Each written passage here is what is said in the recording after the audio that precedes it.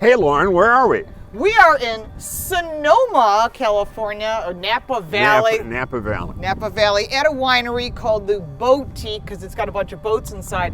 But we wanted to show you the coolest, the newest electric vehicle on the market. And we've driven them all in the past, so you want to check out our channel. But this is the Kia EV6. Stick around.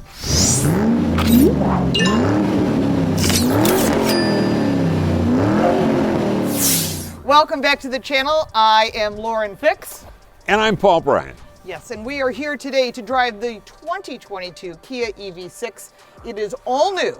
Another electric vehicle. I know. It's I like have we're so being, many comments about that. It's like we're being force-fed electric vehicle. We are, but we do a lot more here than first looks and car reviews and car smarts. We do. We want you to be knowledgeable before you make a final decision, so don't forget to subscribe and click that little bell, because we're going to be giving you some great notifications on some other products that are not necessarily electric. Of all the vehicles that we drive, it seems like we get a lot of buzz on EVs, and people are very polarized about them. That they're interested. Yeah, you know, and it's an interesting topic because the industry is throwing so many of them at us. I mean, Right. we've been driving all kinds of EVs. From super expensive to remotely reasonably priced, because nothing is really $20,000. Not even the Bolt EV, which we've No. driven. No. I would think that if you're going to buy we one drove of it, we're just trying to forget it. these, well, we have reviewed it, so you can check that out on our channel. But you know, I think one of the things you'll forget about is the cost of insurance. It is more expensive to insure an electric vehicle, Sure and enough. they still have to charge it, and nothing in life is free.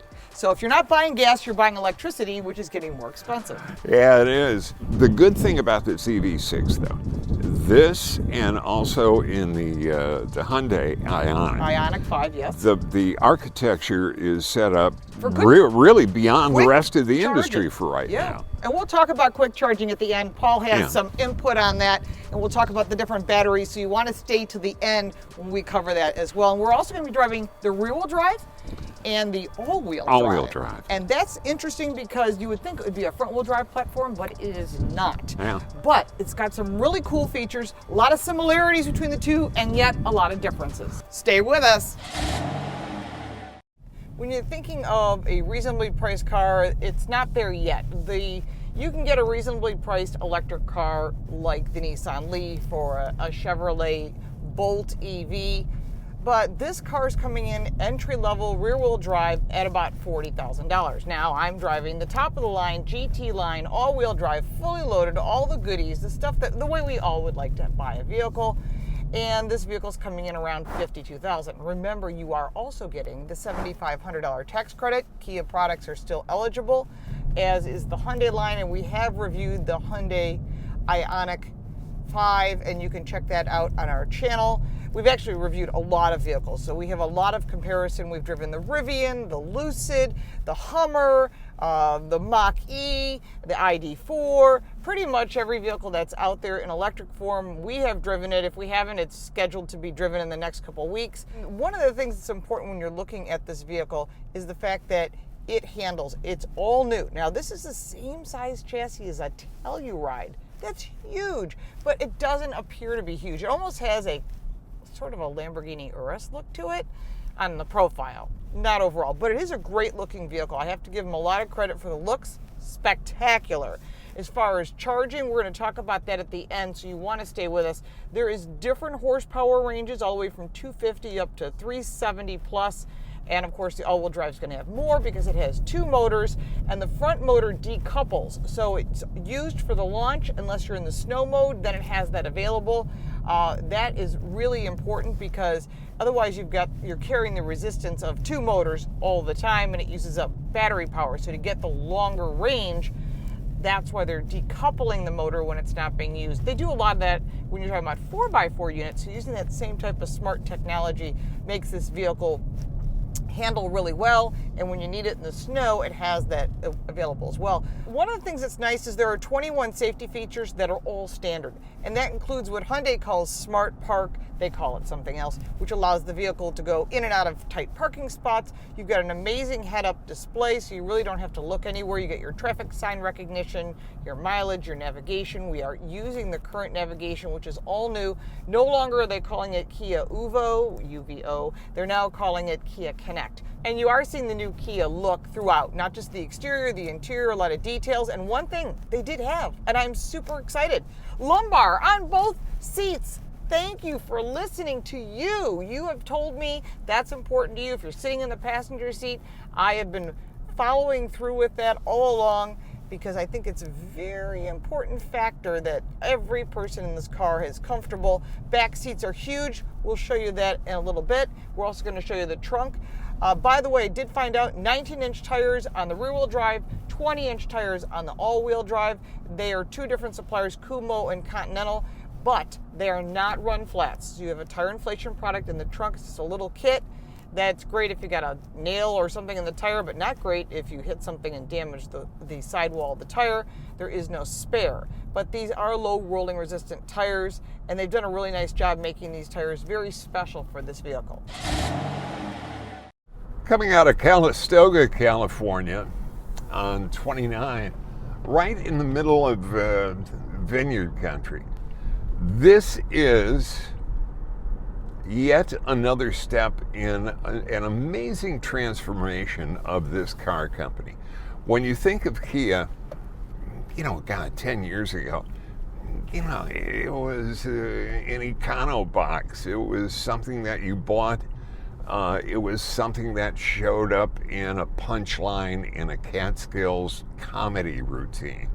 And it's really transformed itself. All the way from the styling to what you get when you sit behind the wheel. And this is where this car shines. The displays are big.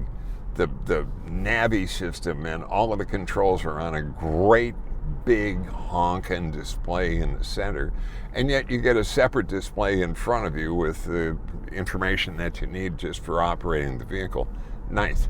Seats are pretty darn comfortable. There's nice lumbar support on both the driver and the passenger side, which is an important thing for Lauren. And actually, I think half of the car companies in the world make their lumbar on the passenger side just to make sure that Lauren doesn't raise her hand during the presentation and go, "Are there lumbar supports on the passenger seat?" Yeah, there are. The handling on the car is really neutral.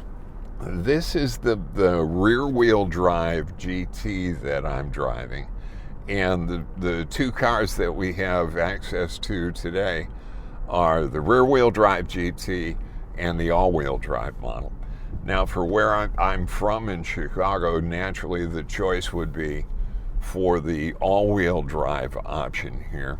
I tell you that everything that you want in the car. The power is terrific. It's fun to drive. The performance on the car is as you would expect. There's huge torque from the start. There's ample passing power.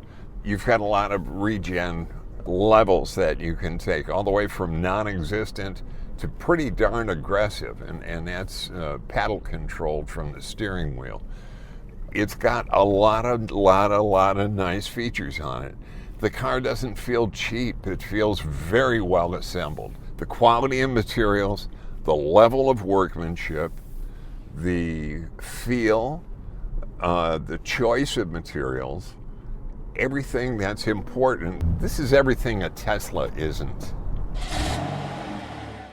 One of the things that you have to consider when you've got time for charging is that you're going to be charging.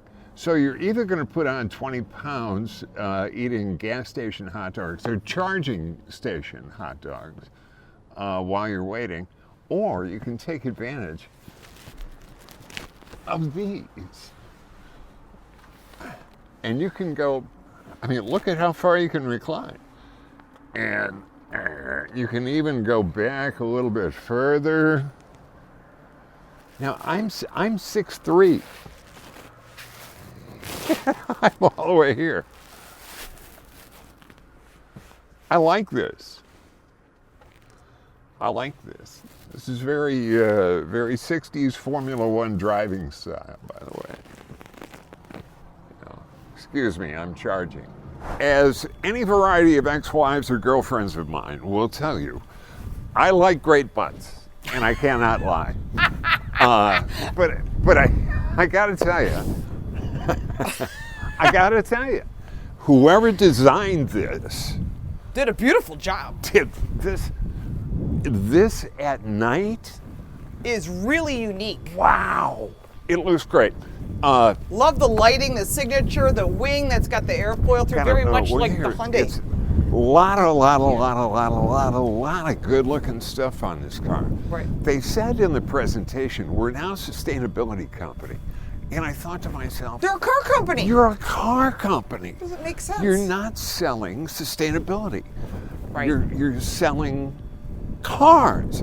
Right. And if you're a shareholder, you gotta say, hey, sell some cars. Okay. This is a great looking car. Yeah. It's, the interior's great. I like the textures. I It like the looks great. materials. Yeah. I like everything about it. Drivability. But I keep thinking to myself, you've gone through billions of dollars worth of development to build this, and you're addressing what is arguably 3% of the market right now. So, what's interesting is about the Chicago Auto Show is that's true in New York, LA, and everything. And although car manufacturers are bringing us some great technology, some beautiful cars that if you're thinking about something that's electric, you must take the EV6 for a drive and compare it to the other things that are on the market. I'm sitting here and I'm thinking to myself, if I'm in the market for an EV, I'm looking at this. Yep. I'm looking at the Ioniq. I'm looking at a Mach-E. Mach-E, yep.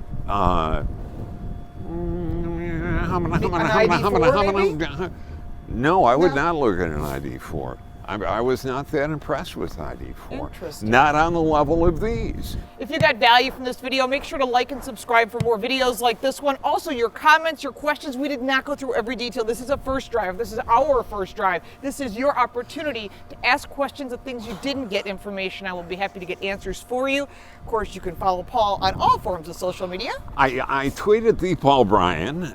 Find me on Facebook, Instagram, the Paul Bryan. You can Everywhere. find Parlor, me. he's everywhere. Yeah. And I'm on all forms of social media at Lauren Fix. Also, check out our website.